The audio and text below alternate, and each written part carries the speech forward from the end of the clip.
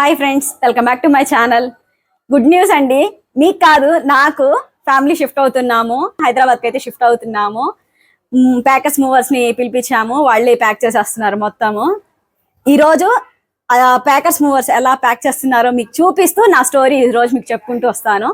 సరే పదండి చూద్దాం ఫస్ట్ ఎలా ప్యాక్ చేస్తున్నారో ఏంటో అనేది. మన వీడియోస్ చూస్తున్న వాళ్ళల్లో చాలామంది వరకు హోమ్ టూర్ చేయండి అక్క అని అడిగారు. నేనైతే చాలా వరకు ట్రై చేశాను, కానీ టైం సరిపోక సెట్ కాక తీయలేకపోయాను. ఈ వీడియో చూస్తే మాత్రం మీకు మా ఇల్లు ఎలా ఉంటుంది ఏంటి అనేది చిన్న ఒక క్లారిఫికేషన్ అనేది వస్తుంది. వీడియోని స్కిప్ చేయకుండా ఎండ్ వరకు చూసేయండి.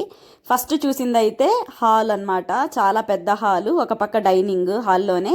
ఇది వచ్చేసి బెడ్రూము, ఇటు పక్క ఇంకో బెడ్రూము. 2 బెడ్రూమ్స్లో ఏసీ పెట్టించుకున్నాము, ఎక్కడ కావాలంటే అక్కడ పడుకోవడానికి. మేమైతే ఎక్కువగా ఇదే బెడ్రూమ్ యూస్ చేస్తాము, ఎందుకంటే మీకు అక్కడ కనిపిస్తుందా స్క్రీన్, అది ప్రొజెక్టర్ స్క్రీన్. మేము సెకండ్ షోస్ ఎక్కువగా చూస్తాము, ఇంకా అందుకని ఇక్కడే మూవీ చూసి ఇక్కడే పడుకునేటట్టు అలా ప్లాన్ చేసుకున్నాము. ఇంకా హాల్లో నుంచి చూస్తే మీకు అక్కడ 2 డోర్స్ లాగా కనిపిస్తున్నాయి కదా, అది కిచెన్. ఇంకా బయటికి వచ్చిన తర్వాత నేను స్టార్టింగ్లో మాట్లాడాను కదా, అది వచ్చేసి బాల్కనీ ఎల్ షేప్లో ఉంటుంది. మేము వచ్చేసి ఫస్ట్ ఫ్లోర్లో ఉంటాము, కింద పోర్షను పైన పోర్షను 2 రెంట్కి ఇచ్చేసి మేము మధ్యలో ఉంటున్నాము. ఎవరైనా హోమ్ టూర్ అంటే ఇల్లు చాలా నీట్గా సర్దుకొని చూపిస్తారు, ఇంకా నాలాగా ఎవరు చేసుండరేమో. సర్లే అండి, నేనేం హోమ్ టూర్ కావాలని తీయట్లేదు కదా, నన్ను అడిగిన వాళ్ళని మా ఇల్లు ఎలా ఉంది అనేది చూపిస్తున్నాను. ఎందుకంటే ఈ ఛాన్స్ నాకు మళ్ళీ రాదు. ఎందుకక్క ఎందుకు రాదు, అది కూడా మీ ఇల్లే కదా అని అంటారేమో మళ్ళీ మీరు. ఎందుకంటే ఈ ఇంటిని కూడా రెంట్కి ఇచ్చేసి అయితే వెళ్ళిపోతున్నాము. రెంట్కి ఇచ్చిన తర్వాత వాళ్ళ ఇంట్లోకి వెళ్ళి మళ్ళీ మనం వీడియో తీసుకోవాలంటే కుదరదు కదా, అందుకు ఇప్పుడే తీస్తున్నాను. ఇంకా నా స్టోరీ విషయానికి వస్తే, నాకు పెళ్ళయి 11 ఇయర్స్ కంప్లీట్ అయిపోయాయి. నేను స్టార్టింగ్లో చాలా హ్యాపీగా గుడ్ న్యూస్ అని ఎందుకన్నానంటే, మా పెళ్ళైన కొత్తల్లో ఒక 1 ఇయర్ ఏమో మేమిద్దరం కలిసి ఒకే చోట ఉన్నాము. ఆ 1 ఇయర్లోనే నాకు 2 పిల్లలు పుట్టేశారు. ఆ తర్వాత మా ఆయన వెస్ట్ ఆఫ్రికా అని, హైదరాబాద్ అని, బెంగళూరు అని అన్ని చోట్ల తిరిగి మా పిల్లలకి 3 ఇయర్స్ కంప్లీట్ అయ్యాక ఐటీ ఫీల్డ్కి షిఫ్ట్ అయ్యారు. నేను ఉండేదేమో నెల్లూరులో, మా ఆయన జాబ్ చేసేది బెంగళూరులో. ఇంకా నేను ఒక చోట, మా ఆయన ఒక చోట అయిపోయాము. ఇంకా మాదేమో జాయింట్ ఫ్యామిలీ కావడంతో అత్తయ్య, మామయ్య, బావగారు, అక్క అందరు ఉండటంతో అలా 4 ఇయర్స్ గడిచిపోయాయి. ఆ 4 ఇయర్స్ అయిన తర్వాత మా అత్తయ్యకి ఒక చిన్న హెల్త్ ప్రాబ్లం వచ్చి చనిపోయారు. ఆ తర్వాత మేము ఫ్యామిలీస్ డివైడ్ అయ్యాము, మా మావయ్య మాతోనే ఉన్నారు. అలా మేము బెంగళూరుకి షిఫ్ట్ అయ్యాము. మేము బెంగళూరుకి షిఫ్ట్ అయిన తర్వాత అక్కడ మాకు ఇల్లు కలిసి రాకపోవడము, నాకేమో హెల్త్ ప్రాబ్లము, మా పాపకేమో నిమోనియా రావడము, అలా 8 మంత్స్లో గడిచిపోయాయి. మొత్తము 8 మంత్స్లో మేము 2 lakhs ఖర్చు చేసుకుని వచ్చాము. మళ్ళీ నెల్లూరుకి రిటర్న్ వచ్చేసాము. ఆ 8 మంత్స్లో కూడా నేను ఆ 4 మంత్స్ నెల్లూరులోనే ఉన్నాను. పాపకైతే అస్సలు హెల్త్ సెట్ కాలేదు. అక్కడ క్లైమేట్కి, నెల్లూరు క్లైమేట్కి చాలా ఇబ్బందులు పడ్డాము. నిజం చెప్పాలంటే మేము అసలు ఇల్లు షిఫ్ట్ అయ్యేటప్పుడు కనీసం మంచి రోజు కూడా చూసుకోలేదు, తొందరగా షిఫ్ట్ అయిపోవాలని వెళ్ళిపోయాము. అక్కడికి వెళ్ళిన తర్వాత చాలా ఇబ్బందులు పడ్డాము. మా పిల్లలకైతే హెల్త్ అస్సలు సెట్ కాలేదు. అక్కడి నుంచి నెల్లూరు బస్ ఎక్కాము అనగానే చాలా హ్యాపీగా ఉండేది పిల్లలు. ఇక్కడ ఒక 10 days స్టే చేసి మళ్ళీ బెంగళూరు బస్ ఎక్కంగానే మళ్ళీ ఫీవర్ వచ్చేసేది. అక్కడ మళ్ళీ ఒక 10 days అలా ఇలా తిరిగి నెల్లూరుకి వస్తున్నామంటే ఫీవర్ తగ్గేది, బెంగళూరుకి వెళ్తున్నామంటే మళ్ళీ ఫీవర్ ఎక్కువ అయిపోయేది. ఎక్కడ ఎన్ని డాక్టర్స్కి తిప్పి చూపించినా కూడా ఫైనల్గా నిమోనియా అని తేలింది. ఒక 15 days హాస్పిటల్లో ఉండి అడ్మిట్ చేసుకొని ఇంజెక్షన్స్ అన్నీ వేసుకొని తగ్గించిన తర్వాత అక్కడి డాక్టర్సే చూసి చెప్పేశారు, ఇంకా వీళ్ళకి ఇక్కడ క్లైమేట్ సెట్ కాదు, తీసుకువెళ్ళిపోండి అని. ఇంకా అలా రిటర్న్ అయితే వచ్చేసాం నెల్లూరుకి రిటర్న్ రాగానే అసలు ఏమీ లేనట్టు చాలా హ్యాపీగా, అసలు ఏ చిన్న ప్రాబ్లం కూడా లేకుండా చాలా హ్యాపీగా ఉన్నారు 2 పిల్లలు. హెల్త్ ప్రాబ్లమ్స్ కూడా చాలా తగ్గిపోయాయి. ఇంకా మేము రిటర్న్ వచ్చిన తర్వాత మేము ఉండే ఇల్లు అయితే రెంట్కి ఇచ్చేస్తున్నాము.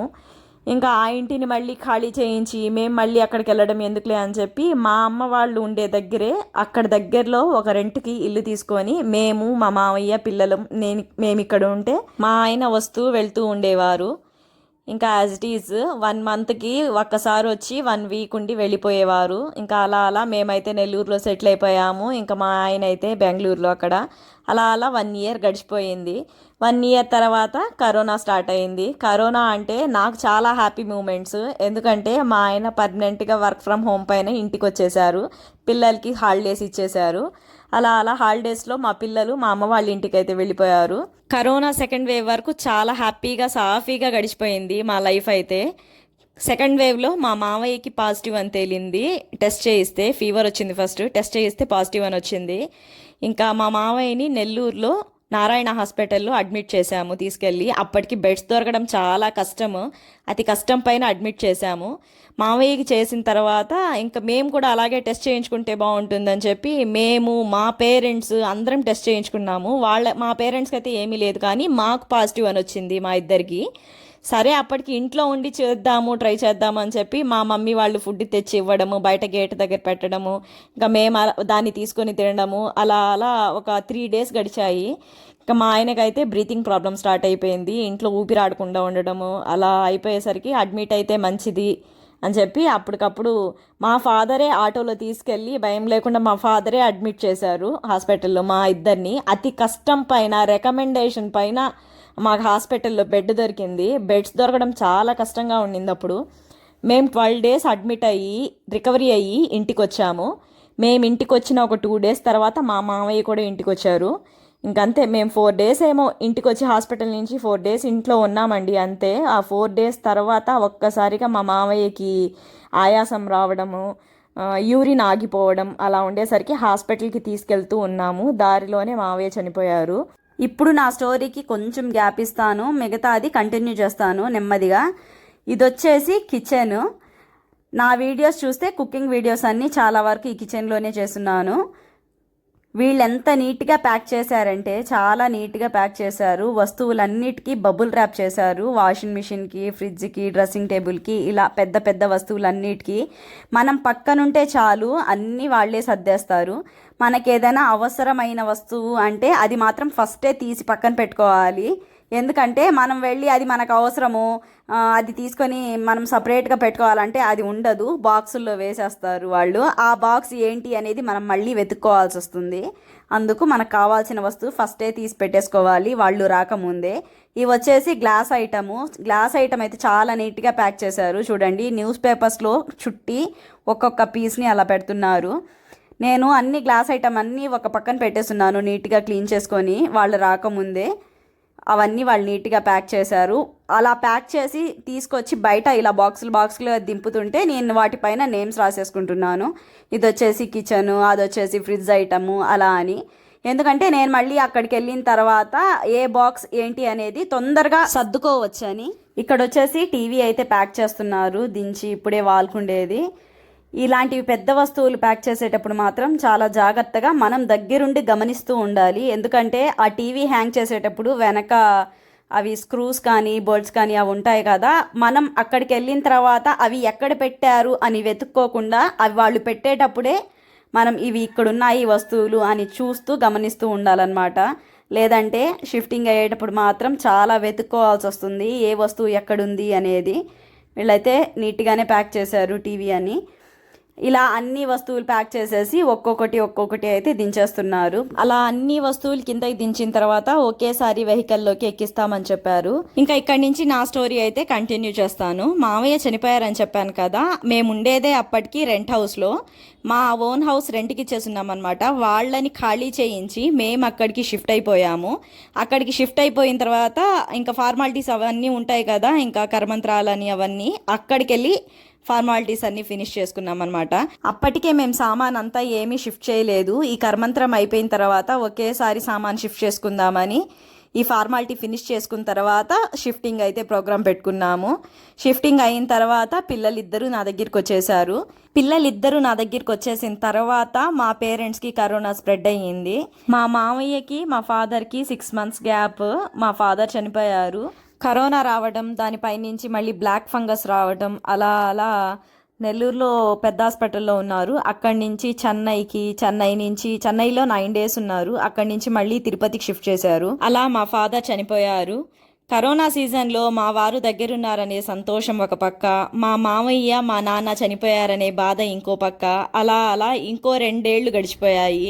అప్పటిదాకా నాకే కష్టం కలగలేదు. ఎందుకంటే నాన్న ఆ పిల్లలకి హెల్త్ బాగాలేదు, హాస్పిటల్కి తీసుకెళ్లాలంటే మా పేరెంట్స్ ఇద్దరు పరిగెత్తేవాళ్ళు. అలాగే మామయ్య ఇంట్లోకి సరుకులు అయిపోయాయి, పిల్లల్ని స్కూల్లో వదిలిపెట్టు అంటే మా మామయ్య పరిగెత్తేవాడు. అలా వాళ్ళిద్దరూ నాకు హెల్ప్ఫుల్గా ఉండడం వల్ల నాకే కష్టం తెలియలేదు ఇంతవరకు.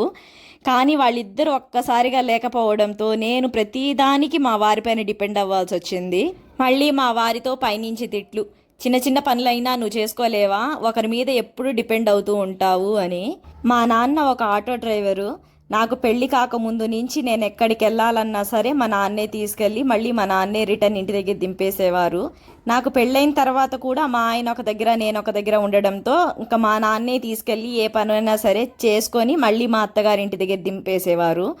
అలా అలవాటైపోయింది. ఇప్పుడు మా నాన్న మామయ్య చనిపోయిన తర్వాత నా సిచ్యువేషన్ ఎలా ఉందంటే, మా ఇంటి దగ్గర నుంచి మా అమ్మ వాళ్ళ ఇంటికి వెళ్ళాలన్నా కూడా నేను ఒక్కదాన్ని వెళ్ళలేకపోతున్నాను. అలా ఉందన్నమాట. అలా తయారు చేసేసారు నన్ను. ఇవన్నీ చూసిన మా ఆయన, నువ్వు ఇలా ఉంటే కుదరదు, ఇంకా నీ పనులు నువ్వే చేసుకోవాలి, నీకు ఎవ్వరు వచ్చి హెల్ప్ చేయరు అని చెప్పి నాకు గట్టి ధైర్యాన్ని ఇచ్చి నాకు అప్పటికప్పుడు స్కూటీ నేర్పించారు. అప్పటి వరకు నాకు కనీసం సైకిల్ తొక్కడం కూడా చేత కాదు. నేను పట్టుదలతో 28 డేస్లో స్కూటీ నడపడం నేర్చుకున్నాను. అలా అలా చిన్నగా అలవాటు చేసుకున్నాను. నేను ఒక్కదాన్నే మా అమ్మ వాళ్ళ ఇంటికి వెళ్ళి రావటం, చిన్నగా ఒక షాప్కి వెళ్ళి కూరగాయలు అలా ఏదైనా వస్తువులు కావాలంటే తెచ్చుకోవడం, పిల్లల్ని నేనే స్కూల్లో డ్రాప్ చేసి మళ్ళీ నేనే పిక్ చేసుకోవడం, అలా చిన్నగా అలవాటు చేసుకున్నాను. ఇక్కడి దాకా బాగానే ఉంది. కరోనా అయితే కంప్లీట్గా తగ్గిపోయింది. ఇంకా లాస్ట్ 3 ఇయర్స్ నుంచి మా వారికి ఆఫీస్కి రావాలి, వీక్లో 3 డేస్ ఆఫీస్లో ఉండాలి అని మెయిల్ వచ్చింది. ఇక్కడే పెద్ద బాంబు వెళ్ళినట్టు అనిపించింది నాకు. ఇంకేం చేస్తాం, తప్పకుండా వెళ్ళాలి ఆఫీస్కి అయితే. ఇంకా మళ్ళీ స్టార్ట్ నా బతుకు. 1 వీక్ అక్కడ 1 వీక్ ఇక్కడ. మా ఆయన అప్పటిదాకా హ్యాపీగా ఉన్న మేము నలుగురం కాస్త 3 అయిపోయాము. పిల్లలేమో స్కూల్కి వెళ్ళిపోయేవాళ్ళు. ఇంట్లో నేను ఒక్కదాన్నే అయిపోయానన్న ఫీలింగ్ వచ్చేసింది నాకైతే. ఇంట్లో ఉండి ఉండి పిచ్చిలేసిపోయింది. మనం పొద్దున్నుంచి సాయంత్రం వరకు ఇంట్లో ఎన్ని పనులు చేసుకున్నా సరే, సాయంత్రం ఇంటికి భర్త తిరిగి వస్తున్నాడు అంటే మంచో చెడో ఏదో ఒకటి మనం చెప్పుకోవడానికి కనీసం మనతోటి మన భర్త ఉన్నాడన్న ఆనందం, ఆ ఆనందమే వేరు. నేను ఇంట్లో ఒక్కదాన్నే ఉండలేక మా వారితో చెప్పాను జాబ్ చేస్తాను అని.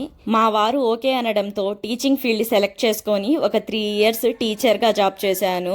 బయట వాళ్ళు మాత్రం నాకు చాలా సలహాలు ఇచ్చారు. నీకు ఈ జాబ్ అవసరమా, పిల్లల్ని చూసుకొని ఇంట్లో ఉండొచ్చు కదా, 1 వారమే కదా, మీ ఆయన వస్తూ పోతూ ఉంటాడు, సొంతిల్లుంది, నీకు రెంట్స్ వస్తుంటాయి, నీకు ఈ జాబ్ చేయడం అవసరమా అని చాలామంది చాలా రకాలుగా అన్నారు. ఇంకొంతమంది అయితే నవ్వుతూనే నీకు ఆశ ఎక్కువ, ఎంతున్నా సరిపోదులే నీకు అని కూడా అన్నారు.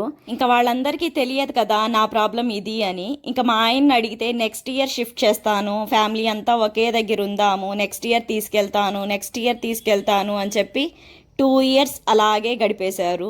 ఇంకా ఫైనల్గా పట్టుపట్టి ఇంకా నేను ఉంటే నీ దగ్గరే ఉంటాను, లేదంటే నువ్వే జాబ్ మానేసుకొని ఇక్కడికి వచ్చేసాయి, ఉన్న దాంట్లోనే బ్రతుకుతాము అని గట్టిగా నిలదీసేసరికి ఇప్పుడు ఫైనల్గా అయితే ఫ్యామిలీ షిఫ్ట్ చేస్తున్నారు. ఫైనల్గా నేను మా ఆయన దగ్గరికి వెళ్ళిపోతున్నాను. నా హ్యాపీకి అంతా ఇంత కాదు, అంత హ్యాపీనెస్గా ఉంది. ఇంకా పోతే ఇది మా ఇల్లు. బయట నుంచి అయితే ఇలా చూపిస్తున్నాను. ఇంకా సామాన్ అంతా ఇలా బండిలోకి ఎక్కించిన తర్వాత ఇంటికి ఇలా సామాన్కి కలిపి దిష్టి తీయాలనుకున్నాము. కాకపోతే టర్నింగ్ తిప్పుకోవడానికి కొంచెం అటు ఇటుగా ఉంటుందని బండి కొంచెం ముందుకు వచ్చేసిన తర్వాత బండికి మాత్రమే తీసాము. మేము షిఫ్ట్ అవ్వాలి అని చెప్పుకొని ఒక మంచి రోజు చూసుకున్న తర్వాత కూడా షిఫ్ట్ అవ్వలేకపోయాము. ఎందుకంటే నాకు ఫీవర్ రావడము, నా తర్వాత మా వారికి మా ఫీవర్ పిల్లలకి స్ప్రెడ్ అవ్వకూడదని పిల్లల్ని మా అమ్మ వాళ్ళ ఇంటికి పంపించాను. మా పిల్లలు అక్కడికి వెళ్ళిన తర్వాత 2 డేస్ తర్వాత వాళ్ళకు కూడా ఫీవర్ వచ్చింది. అలా ఇంకొన్ని రీజన్స్ వల్ల ఏంటి ఇన్ని ఆటంకాలు అని చెప్పి ఆగిపోయాము. మా ఆయన ఒక పక్క నుంచి అపశకనం మాటలు, ఎంతసేపు నేచర్ కూడా మనకి హింట్ ఇస్తుంది, వెళ్ళొద్దు ఇక్కడే ఉండు, వెళ్ళొద్దు ఇక్కడే ఉండు అని చెప్పి మమ్మల్ని ఆపుతుంది అని మా ఆయన ఒక పక్క నుంచి నన్ను అరుస్తున్నారు. నాకు కూడా ఒక్కొక్కసారి అనిపిస్తూ ఉంటుంది, షిఫ్టింగ్ అన్నప్పటి నుంచి ఏదో ఒక అపశకనము, ఏంటిది, ఆ దేవుడికి కూడా నేను మా ఆయనతో ఉండడం ఇష్టం లేదా ఏంటి అనిపిస్తుంది ఒక్కొక్కసారి. ఏదైతే అదే అయింది, అన్నీ మన మంచికే అనుకొని నేనైతే మా వారితో చెప్పాను, ఎక్కడున్నా సరే ఇద్దరం ఒకే దగ్గర ఉందామని. మేము ఇంటి దగ్గర నుంచి బయలుదేరేటప్పుడు మాకు సెండ్ ఆఫ్ ఇవ్వడం కోసం మా అక్క వాళ్ళు, మా పెదమ్మ వాళ్ళు, మా అన్న వాళ్ళు అందరూ వచ్చారు. 11 years నుంచి మేమంతా ఒకే చోట దగ్గరగా ఉండడం వల్ల అందరూ ఏడ్చేశారు నేను వెళ్తుంటే. వాళ్ళని చూసిన తర్వాత నాకు కూడా ఒక సెకండ్ ఏడుపు వచ్చేసింది. ఇన్ని రోజులు అదే ఇంట్లో ఉండి సొంత ఇంటిని వదిలి వెళ్ళాలంటే చాలా కష్టంగా అనిపించింది. మా ఇంటిని వదిలేస్తున్నాను అన్న కష్టం కన్నా మా ఆయనతో వెళ్ళిపోతున్నాను అన్న సంతోషమే నాకు ఇంకా చాలా హ్యాపీగా అనిపించింది. ఇంకా నైట్ అయితే పులిహార మేము మార్నింగే కలిపి పెట్టేసింది మమ్మీ. ఇంటి దగ్గర నుంచి తెచ్చుకొని ట్రైన్లో అయితే తినేసాము. నిద్ర లేవంగానే రైల్వే స్టేషన్లో దిగేసి క్యాబ్ బుక్ చేసుకొని అయితే ఇంటికైతే వచ్చేసాము. మేము ఉండబోయే ఇల్లు ఇంకా మీదటి నుంచి ఇదే. ఇంట్లోకి రాగానే ఫస్ట్ అయితే నేను ఫ్రెష్ అయిపోయి స్నానం చేసి వచ్చి పాలు పొంగిస్తున్నాను. సామాన్ అన్నీ నట్టింట్లో పెట్టేస్తున్నారనమాట. మామూలుగా నేను ఎక్కడ పాలు పొంగించినా నట్టింట్లో పెట్టి పొంగిస్తాను, తూర్పు ఫేసింగ్ పెట్టి. కానీ ఇక్కడ మాత్రం నేను కిచెన్లోనే పొంగించాల్సి వచ్చింది. ఎందుకంటే నేను స్నానం చేసి వచ్చే లోపల వీళ్ళన్నీ ఇంట్లో ఎక్కడ వస్తువు అక్కడ పెట్టేశారు. కనీసం కాలు కింద పెట్టడానికి కూడా స్పేస్ లేదనమాట, అంత ఫుల్గా చేసేసారు. ఇంకా నేనైతే ఫ్రెష్ అయ్యి వచ్చి ఇలా పాలు పొంగిస్తున్నాను. మేము ఈ ఇంటికి వచ్చిన వెంటనే నేను పాలు పొంగించక ముందే మా ఇంటి ఓనర్స్ అయితే మాకు కాఫీ, బిస్కెట్ 2 తెచ్చిచ్చారు. ఇంకా ఎక్కడ వస్తువులు అక్కడ ఉన్నాయి కదా, చిన్నగా సర్దుకోండి అని చెప్పి మాట్లాడి వెళ్ళిపోయారు. నేను పాలు పొంగించిన తర్వాత తాంబూలం తీసుకెళ్ళి వాళ్ళ ఇంటికి వెళ్ళి ఇచ్చొచ్చాను. ఇంతకీ నెల్లూరు టు హైదరాబాద్ మాకు షిఫ్టింగ్ కాస్ట్ ఎంత పడింది ఏంటి అనేది చెప్పలేదు కదా. మాకైతే 22,000 పడింది. ప్యాకర్స్ వాళ్ళు ఏం చెప్పారంటే మీరు అక్కడికి రీచ్ అయిన తర్వాత ఏసీ, గీజరు మీరే ఫిట్ చేసుకోవాలి టెక్నీషియన్స్ని పిలిపించుకొని, ఇంకా మిగతావన్నీ మేము ఫిట్ చేసి ఇస్తాము అని చెప్పారు. తీరా ఇక్కడికి వచ్చిన తర్వాత వాళ్ళు ఏమీ ఫిట్ చేసి ఇవ్వలేదు. ఒక్క దివాన్ ఒక్కటే ఫిట్ చేసి ఇచ్చారు మాకు.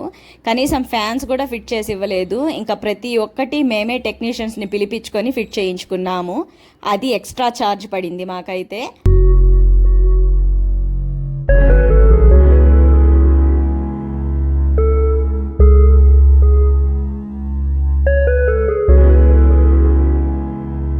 సరే మరి నా స్టోరీ విన్నారు కదా, ఎలా అనిపించింది మీకు కామెంట్ చేయండి. మా ఇల్లు ఒకసారి చూసేయండి, బయట నుంచి లోపల వరకు ఎట్లా ఉంటుంది ఏంటి అనేది. కొత్త ఇల్లు, సామాన్ అంతా ఎక్కడదక్కడ పెట్టేసింది. ఎవరి వస్తువులు వాళ్ళు తీసుకొని ప్యాక్ చేసేసుకుంటున్నారు. ఇది మా ప్లేస్. పిల్లలైతే కబోర్డ్ తీసేసుకున్నారు, ఇది మా ఏరియా, మేము పెట్టుకుంటాం మా వస్తువులని. ఎవరి వస్తువులు వాళ్ళు అయితే సర్దుకుంటున్నారు. మా మమ్మీకి కిచెన్ సెక్షన్ అప్పగిచ్చేసాను. మా మమ్మీ అయితే కిచెన్ సర్దుతూ ఒక పక్క వంట చేస్తుంది. ఎందుకంటే మార్నింగ్ మేము బయట నుంచి టిఫిన్ తెప్పించుకున్నాము, అది అస్సలు బాగాలేదు. ఇక్కడ మా మమ్మీ అయితే కిచెన్లో సామాన్ సర్దుతూనే ఒక పక్క వంట చేస్తుంది. వెజిటేబుల్స్ ఏమీ లేవు కాబట్టి పప్పు చేస్తుంది, అదైతేనే తొందరగా అయిపోతుందని. ఇక్కడ మా ఆయన అయితే బీరువా సర్దుతున్నారు. ఎవరి పనుల్లో వాళ్ళు బిజీగా ఉన్నారు. ఓకే ఫ్రెండ్స్, ఈ వీడియో మీకు నచ్చినట్లయితే please do like, share and subscribe. మళ్ళీ ఇంకొక కొత్త వీడియోతో మళ్ళీ మీ ముందుంటాను. అంతవరకు బాయ్ బాయ్.